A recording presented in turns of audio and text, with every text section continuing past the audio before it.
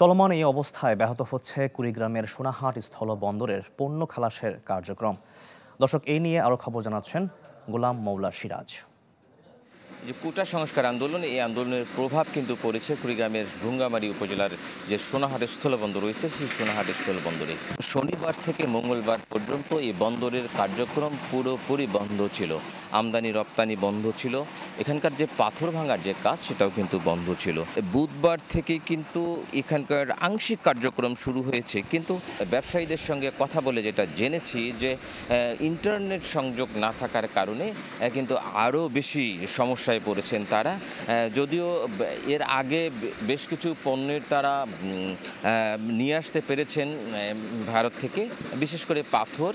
এই পণ্য কিন্তু আসলে নেট না থাকার কারণে তারা সেখানকার যে ব্যবসায়ীদের যে পাঠানো মালামালের বিবরণ একই সাথে যে আসলে সত্যতা নিশ্চিত করতে পারেননি, সে কারণে কিন্তু এই মালামালগুলো কিন্তু আসলে যে গাড়ি থেকে কিন্তু খালাস করারও সম্ভব হয়নি।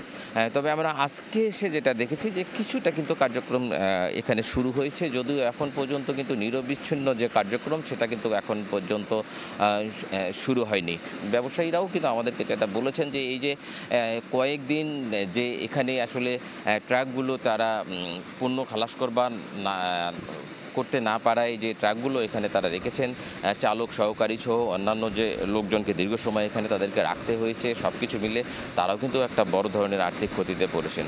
যেমন আমাদেরকে ট্রাফিক বিভাগ যেটা বলেছে, বন্দরের যে এই গত 4 দিন যে আমদানি রপ্তানি বন্ধ থাকার কারণে অন্তত 25 লাখ টাকা রাজস্ব কিন্তু হারিয়েছে সরকার। তো এইখানকার পাথর কিন্তু ঢাকাসহ দক্ষিণাঞ্চলের বেশ কিছু জেলায় এখান থেকে যায় ট্রাকে করে, কিন্তু এখন পর্যন্ত যেহেতু সড়ক নিরাপদ মনে করছেন না ট্রাক চালকরা, আমরা তাদের সঙ্গে কথা বলেছি, তারা এমনটাই কিন্তু আমাদেরকে জানিয়েছেন।